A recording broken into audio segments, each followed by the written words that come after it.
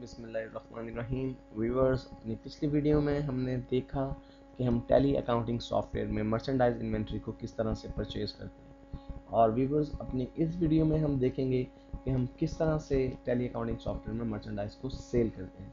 Viewers, sales की entry को record करने के लिए आप गेटवे ऑफ टैली में से ट्रांजैक्शन के सेगमेंट में से अकाउंटिंग वाउचर को सिलेक्ट कीजिए।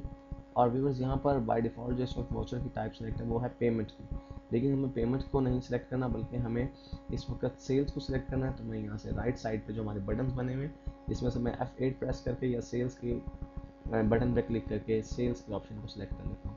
और व्यूअर्स, यहाँ पर सबसे पहले मुझे एक जो है वो रेफरेंस नंबर इंसर्ट करना है। फॉर एग्जांपल मैं यहाँ पे एक इनवॉइस नंबर जो है वो इंसर्ट कर देता हूँ फर्जी। उसके बाद व्यूअर्स दूसरी ऑप्शन मुझे सिलेक्ट करनी है, उस शख्स या उस पार्टी का नाम मुझे सेलेक्ट करना है जिसे मैं ये मर्चेंडाइज सेल कर रहा हूँ। तो व्यूअर्स, उसके लिए मैं सबसे पहले फ्रेंड्स मोबाइल को सिलेक्ट करता हूँ। मैं एज्यूम करता हूँ कि फ्रेंड मोबाइल को जो है वो ये चीज़ें सेल कर रहा हूँ। व्यूअर्स, जो ही मैंने वहाँ से अपने एक डेटर का नाम सेलेक्ट किया तो मेरे पास कुछ ऑप्शंस आ गए जो मैं फीड कर सकता हूँ यहाँ पर। मसलन सबसे पहले डिलीवरी नोट या नोट्स नंबर्स। व्यूअर्स, जब आप डिलीवरी देते हैं तो आप साथ एक डिलीवरी नोट भी साथ भेजते हैं जिसमें आप ये मेंशन करते हैं कि इतनी चीज़ें आप डिलीवर कर रहे हैं। तो उसका अगर आपको डिलीवरी नोट नंबर हो तो वो आप यहाँ पे इंसर्ट कर सकते हैं। मैं यहाँ पे एक फर्जी डिलीवरी नंबर जो है वो इंसर्ट कर देता हूँ। व्यूअर्स, डेट हमारी जो है आज ही की डेट जो सिलेक्टेड है, और उसके बाद व्यूअर्स आपको जो मज़ीद ऑप्शन जो फीड करने हैं, मसलन dispatch document number, dispatch through और डेस्टिनेशन के कहाँ पे जो है ये आपको ये मर्चेंडाइज जो पहुँचानी है। उसके अलावा व्यूअर्स, अगर आप ये मर्चेंडाइज किसी ने आपको पहले ऑर्डर प्लेस किया था और आप उस ऑर्डर के अगेंस्ट इन मर्चेंडाइज को डिस्पैच कर रहे हैं, सेल कर रहे हैं, तो यहाँ पे आप उसका ऑर्डर नंबर मेंशन कर सकते हैं। लेकिन हमारे बिजनेस में ऑर्डर नंबर का कॉन्सेप्ट नहीं है। हम ये अज्यूम करते हैं कि हमारा कस्टमर या क्लाइंट डायरेक्टली आके हमसे या फ़ोन पे हमें जो है वो कह देता है कि हमें इतने मोबाइल्स चाहिए, तो हम उसको वो मोबाइल्स प्रोवाइड कर देते हैं। मॉड और टर्म्स ऑफ पेमेंट में व्यूअर्स हमें ये सिलेक्ट करना है कि हम किस बेस पर उसे जो है वो सेल कर रहे हैं। यानी हमारे पास जो उसके साथ हमारी क्रेडिट टर्म क्या डिसाइड हुई है, हमारे क्रेडिट लिमिट क्या है, क्रेडिट ड्यूरेशन क्या है, और हम उसे कितना डिस्काउंट देंगे, ये अगर हमारे पहले से डिसाइडेड है हमारे कस्टमर के साथ, हम वहाँ पे यहाँ पर वो टर्म जो है वो इंसर्ट कर सकते हैं व्यूअर्स। इसके बाद है अदर रेफरेंसेस। अगर किसी रेफरेंस का बीच में कोई अगर हवाला हो तो हम वो इंसर्ट कर सकते हैं। टर्म्स और डिलीवरी, यानी आप किस तरह से डिलीवरी करेंगे, आपने डिलीवरी की शराइत क्या तय की हुई है, यहाँ पे आप वो इंसर्ट कर सकते हैं। बायर के नेम में आप फ्रेंड्स मोबाइल से रहने दीजिए, और एड्रेस में अगर उसका एड्रेस है तो वो आप यहाँ पे इंसर्ट कर सकते हैं। मैं यहाँ पे मसलन एक फ़र्जी एड्रेस जो है वो इंसर्ट कर रहा हूँ। और इसके बाद व्यूअर्स, सेल्स लेजर, हमें दूसरी मेन चीज़ जो हमें सेलेक्ट करनी है व्यूअर्स वो है हमारा सेल्स लेजर। जब आप मर्चेंडाइज को सेल करते हैं तो डेफिनेटली आपका सेल्स का अकाउंट इफेक्ट होता है, इसलिए आपको यहाँ से अपने सेल्स के अकाउंट को लिस्ट ऑफ लेजर अकाउंट में से सिलेक्ट करना है। व्यूअर्स, अगर आपके सेल्स के एक से ज़्यादा अकाउंट्स हैं तो यहाँ पर राइट साइड पर लिस्ट ऑफ लेजर में वो तमाम अकाउंट्स आपको नज़र आ रहे होंगे, लेकिन चूंकि हमने सिर्फ एक ही सेल्स का अकाउंट क्रिएट किया हुआ है इसलिए एक ही अकाउंट हमें यहाँ पे नज़र आ रहा है। मैंने ऐसे सिलेक्ट कर लिया। और व्यूअर्स, अब हमें ये डिटेल इंसर्ट करनी है कि हम कौन सा आइटम जो है वो सेल कर रहे हैं। तो मैं यहाँ पे ये अज्यूम करता हूँ कि हम फ्रेंड्स मोबाइल्स को अपनी दोनों प्रोडक्ट्स यानी नोकिया C3 और सैमसंग जो है हमारे पास C3530 दोनों के 5-5 यूनिट सेल कर रहे हैं। तो व्यूअर्स, पहले मैं N को टाइप करता हूँ जिससे जो है नोकिया C3 हमारा हाईलाइट हो गया।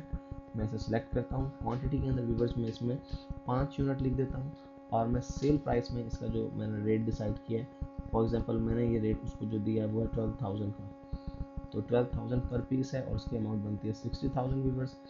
इसके अलावा मैं उसे सैमसंग में C3530 के भी 5 यूनिट सेल कर रहा हूँ, तो मैं यहाँ पे भी इसके 5 यूनिट्स इंसर्ट करता हूँ, और इसकी प्राइस जो है वो मैं लेट से कि मैं उसे 13,000 का पर पीस सेल कर रहा हूँ, तो उसकी टोटल वैल्यू बनती है 65,000।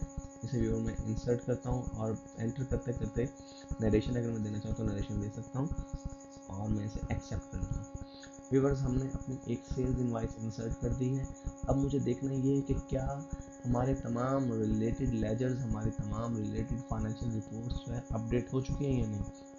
तो व्यूअर्स, इस चीज़ को देखने के लिए मैं सबसे पहले अपने प्रॉफिट एंड लॉस अकाउंट को देखूंगा, क्योंकि अब यहाँ पर हमारे पास क्रेडिट साइड पर सेल्स आनी चाहिए जो कि नज़र आ रही है। व्यूअर्स देखिए, हमारे पास 1,25,000 रुपये की सेल्स नज़र आ रही है। और ओपनिंग स्टॉक हमारे पास कोई है नहीं क्योंकि हमारे कारोबार का पहला साल था। उसके बाद व्यूअर्स परचेजेस हमारी 1,76,000 की हैं, उसमें से क्लोजिंग स्टॉक हमारा 88,000 का है, यानी जो अभी अनसोल्ड स्टॉक है। देखिए व्यूअर्स, हमने जो यूनिट सेल आउट किए हैं उसकी वैल्यू सॉफ्टवेयर ने ऑटोमेटिकली हमारे टोटल स्टॉक में से लेस करके बाकी क्लोजिंग स्टॉक की वैल्यू यहाँ पे हमें जाहिर की जा रही है। और व्यूवर्स यहाँ पे ग्रॉस प्रॉफिट हमें नजर आ रहा है 37,000। और फिर उस ग्रॉस प्रॉफिट में से व्यूवर्स क्योंकि हमने एक इनडायरेक्ट एक्सपेंस भी पे किया हुआ है, और वो इनडायरेक्ट एक्सपेंस क्या है, बेसिकली अगर आपको याद हो हमने रेंट एक्सपेंस पे किया था व्यूवर्स, तो वो रेंट एक्सपेंस 2000 है। इस वजह से इस वक्त तक हमारा जो नेट प्रॉफिट है व्यूवर्स वो 35,000 हो चुका है। इट मीन्स कि इस सेल्स की वजह से हमारे रिपोर्ट्स पर जो इम्पैक्ट मिलना चाहिए था, फाइनेंशियल रिपोर्ट्स पे, हमारी इनकम स्टेटमेंट या trading and profit and loss account पर जो इम्पैक्ट आना चाहिए था वो इम्पैक्ट आ चुका है।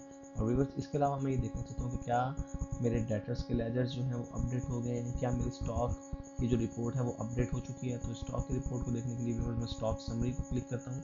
व्यूवर्स देखिए मोबाइल्स में इस वक्त 88,000 है, और आप यह देख रहे हैं कि मेरे पास अब जो स्टॉक मेरे पास ऑन हैंड मौजूद है वो सिर्फ 5 पीसेस जो है वो नोकिया C3 के और 5 पीसेस C3530 के हैं, क्योंकि हमने 10-10 पीसेस परचेज किए थे जिनमें से 5-5 पीसेस को हम सेल आउट कर चुके हैं व्यूवर्स। इसीलिए इस वक्त क्लोजिंग स्टॉक के तौर पर हमारे पास 5-5 पीसेस जो है वो अनसोल्ड हालत में मौजूद हैं। और व्यूवर्स इसके अलावा हमारे जो डेटर जिस पार्टी ने हमसे मर्चेंडाइज खरीदी है उसका अकाउंट भी डेफिनेटली इफेक्ट होना चाहिए। तो मैं रिपोर्ट्स में जाके डिस्प्ले को सिलेक्ट करता हूँ। डिस्प्ले में से व्यूवर्स डिस्प्ले मेन्यू में से मैं अकाउंट बुक्स को सिलेक्ट करता हूँ, और यहाँ से मैं लेजर्स को सिलेक्ट करके व्यूवर्स यहाँ से डायरेक्टली मैं अपने उस पार्टी का मोबाइल देख लेता हूँ। फ्रेंड मोबाइल्स की जो लेजर है वो क्या इस वक्त पोजीशन शो कर रहा है। व्यूवर्स देखिए फ्रेंड मोबाइल्स को हमने सेल की है 1,25,000 की, और अगर मैं ये सेल्स इनवाइस देखना चाहता हूँ तो मैं इसको जस्ट डबल क्लिक करूँगा तो मुझे वो सेल्स इनवाइस का पूरी डिटेल जो मैंने सेल्स इनवाइस बनाते वक्त एंटर की थी वो यहाँ पर नज़र आने लगी है। इसका मतलब है व्यूवर्स कि हमारी ये सेल की एंट्री कामयाबी से टैली अकाउंटिंग सॉफ्टवेयर में एंटर हो चुकी है। ना सिर्फ एंटर हो चुकी है बल्कि जिन रिलेटेड और रेलेवेंट अकाउंट्स में और फाइनेंशियल स्टेटमेंट्स में इसका इम्पैक्ट होना चाहिए था व्यूवर्स, वो इम्पैक्ट भी इसमें साथ साथ हो चुका है।